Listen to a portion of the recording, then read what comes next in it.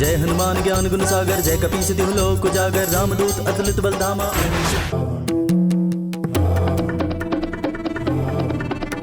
उस पर ब्रह्मास्त्र का प्रभाव नहीं हुआ? नहीं, हमारे गुप्तचरों का कहना है कि वो वैसे ही स्वस्थ और प्रसन्न अवस्था में है जैसे वो पूंछ में आग लगाते समय दिख रहा था।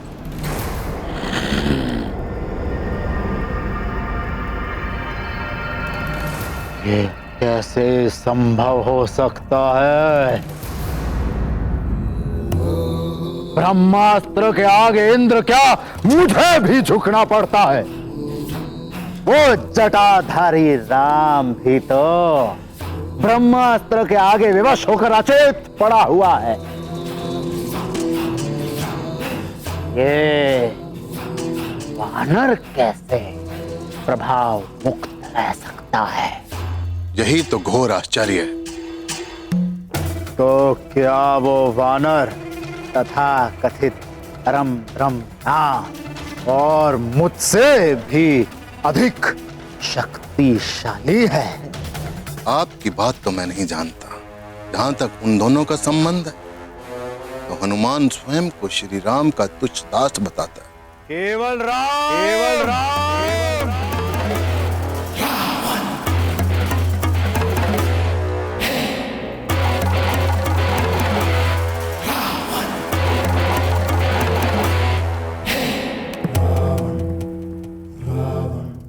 अरे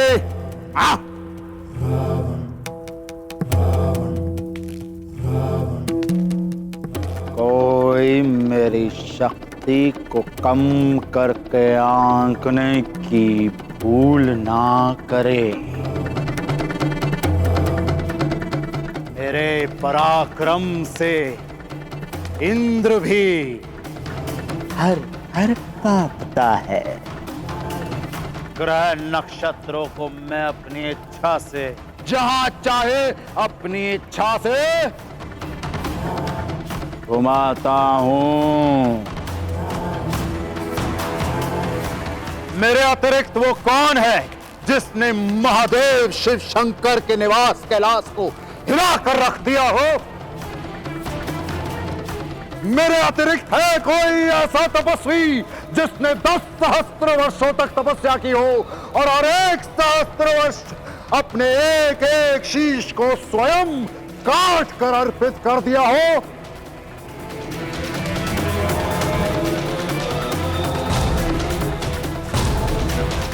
यक्ष, किन्नर, नाग, गरुड़, देव, दानव, कोई मुझे नहीं मार सकता। इन मनुष्य और वानरों को तो मैं कीट पतंगों की तरह मसल डालूंगा। मुझे ब्रह्मा का वरदान प्राप्त है। मैं अमर हूं, अजय हूं। मैं बुद्धि में भी सबसे श्रेष्ठ हूं। मेरे 10 शीश इस बात का प्रमाण है। मैं बल में भी सबसे श्रेष्ठ हूं। मेरी 20 भुजाएं इस बात का प्रमाण है। इतना ही नहीं, मैं छल में भी सबसे श्रेष्ठ हूं। ना श्री, जहां बल और बुद्धि परास्त हो जाते हैं वहां मैं छल से विजय हो जाता हूं।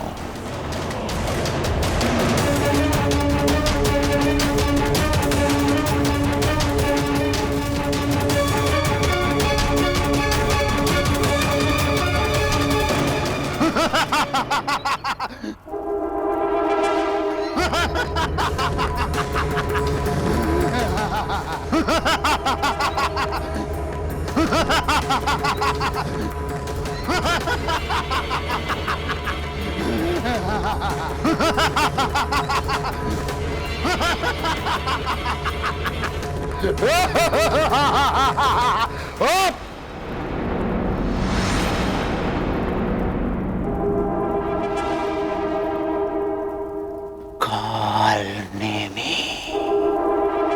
मेरा ये कार्य काल नेमी करेगा।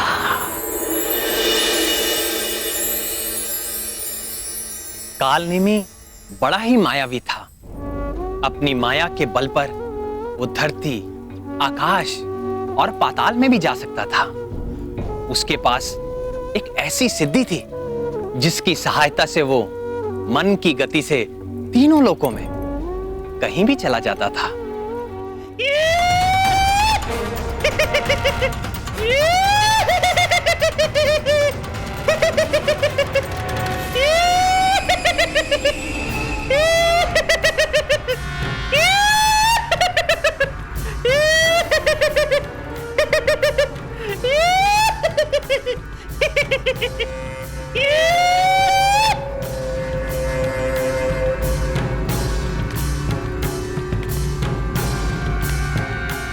कालनेमी, तुम आ गए।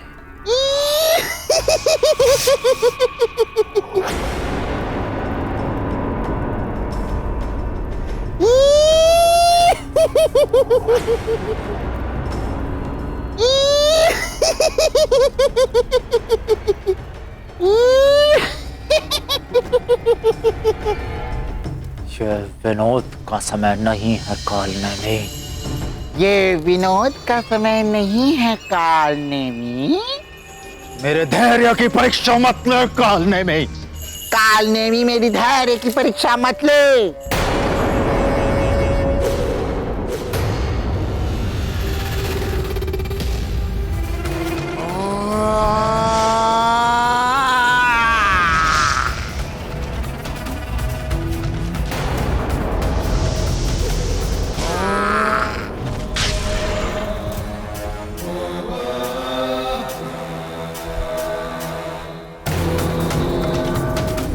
दशानन को रुष्ट करने का परिणाम जानता है?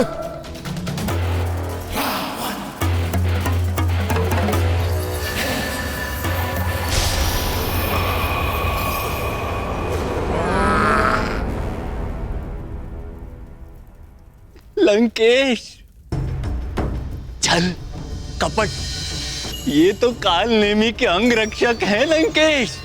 छल, कपट, कला, विग्रह, दुराचार, मिथ्याचार, माया, मोहन, वशीकरण, कुछ भी करके, कोई भी युक्ति से उस वानर का अंत कर। वानर? कौन वानर लंकेश? वही जो मेरे गले का कंटक बना हुआ है, हनुमान। ये किसका नाम ले दिया आपने लंकेश? हनुमान तो दुर्जय है, उससे पार पाना दुस्साध्य है। अब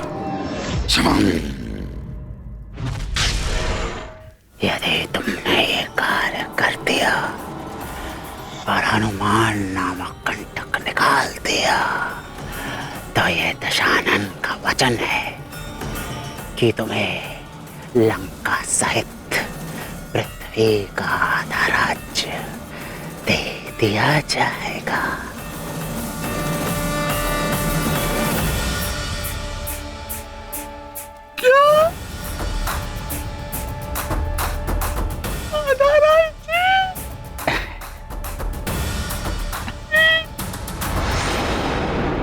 नहीं, हनुमान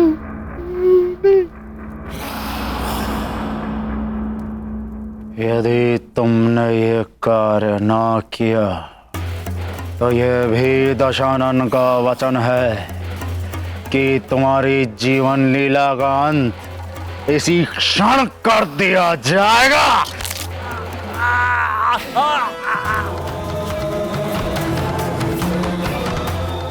बोल, मेरा कार्य करेगा कि नहीं? तो मैं हनुमान के प्राण भले ही न ले पाऊं, किंतु इतना अवश्य सुनिश्चित कर सकता हूँ, सूर्य उदय से पहले रणभूमि में न पहुंच सके।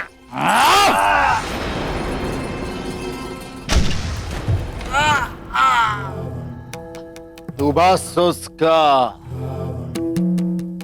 वध सुनिश्चित कर।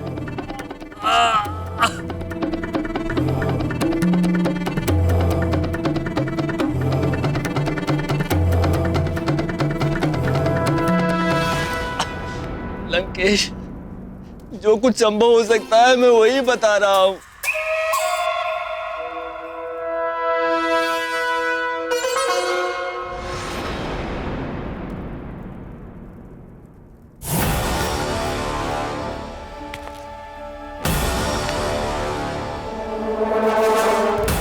अब जा वध कर दो उस हनुमान का। आपका कार्य पूर्ण हो गया समझिए।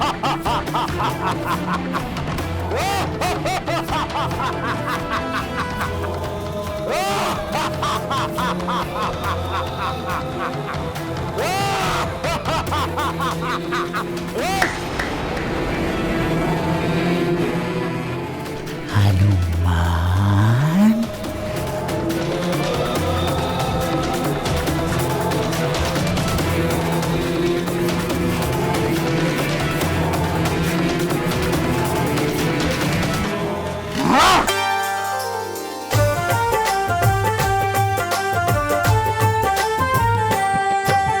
जय हनुमान ज्ञान गुण सागर, जय कपीस तिहु लोक उजागर, राम दूत अतुलित बल धामा, अंजनी पुत्र पवन सुत नामा, महावीर विक्रम बजरंगी, कुमति निवार सुमति के संगी, कंचन वरन विराज सुवेसा, कानन कुंडल कुंचित केसा, हाथ वज्र और ध्वजा बिराजे, कांधे मूंज जनेऊ साजे, शंकर सुवन केसरी नंदन, तेज प्रताप महाजगवंदन।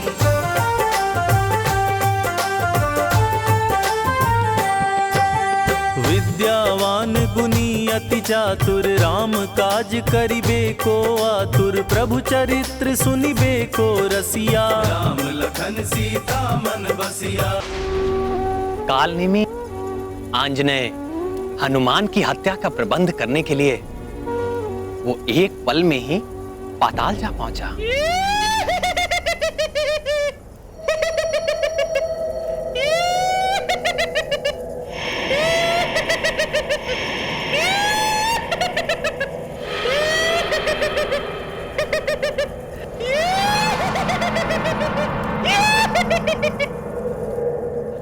मित्र दंतकंठक, प्रकट हो मित्र।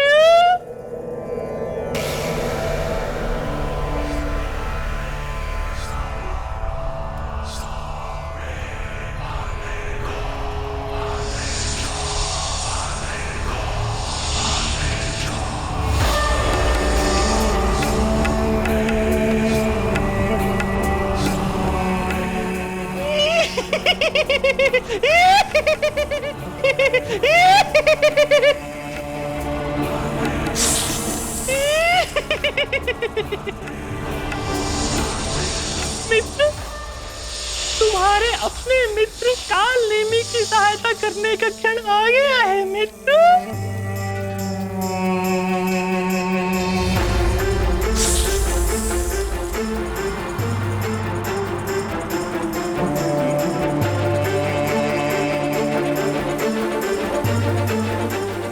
अपने मित्र की कार्य सिद्धि के लिए अपना कालकूट विष प्रकट करो मित्र।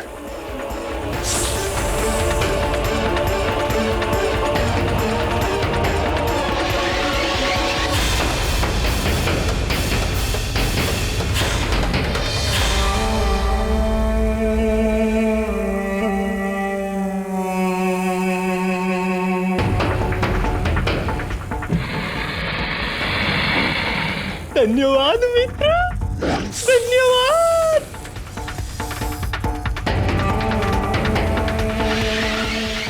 लंका सही पृथ्वी का आधा राज्य।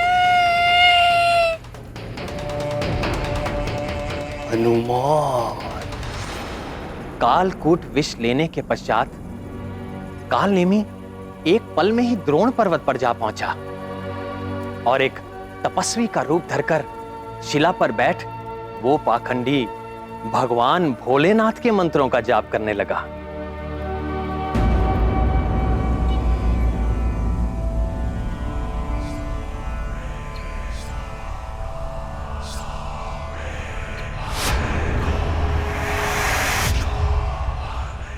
शिवम शिवाय, वंदे शंभु गुरुवाय, ओम नमः शिवाय, ओम नमः शिवाय, ओम नमः शिवाय,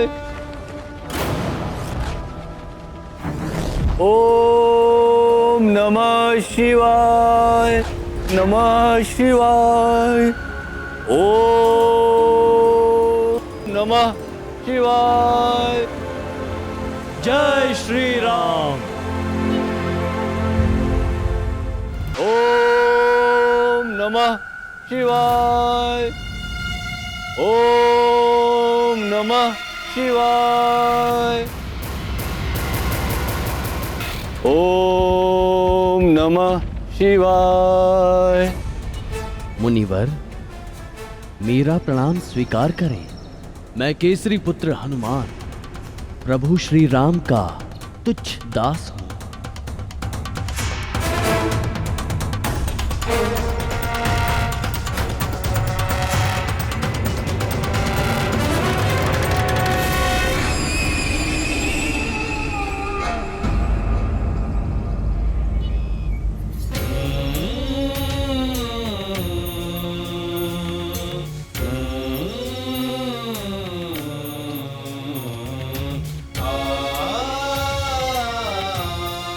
कल्याण हो। वत्स, यहाँ किस उद्देश्य से आए हो? यहाँ तो साधकों और तपस्वियों के अतिरिक्त और कोई नहीं आता। मैं यहाँ पर संजीवनी आदि 4 दिव्य औषधियाँ लेने आया हूँ, किंतु मुझे जो लक्षण दिए गए थे, यहाँ पर तो सारी औषधियाँ वैसी ही प्रतीत हो रही हैं। आपकी सहायता का आकांक्षी हूँ। किंतु हमारी अंतर्दृष्टि कहती है कि आप बहुत दूर से आए हैं, इसलिए आपको विश्राम और जलपान की आवश्यकता है।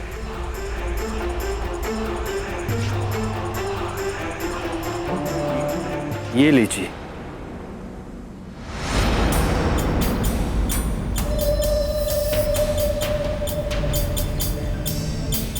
क्षमा करें मुनिवर, राम कार्य के मध्य में मुझे नहीं विश्राम।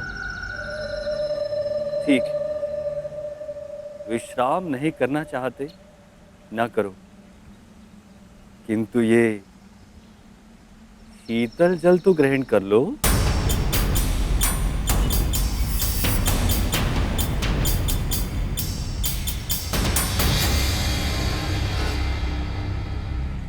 नहीं, जल पीने का भी समय नहीं है। ये कोई साधारण जल नहीं है वत्स, इसे आप धन्वंतरी के अमृत कलश का एक अंश ही समझो। इसे ग्रहण करते ही आपकी देह में ऊर्जा और उत्साह का संचार हो जाएगा। नहीं मुनिवर, राम कार्य करते हुए मैं निरंतर उत्साही बना रहता हूं। मेरी आपसे प्रार्थना है कि आप औषधियों का निर्णय करने में मेरी सहायता करें।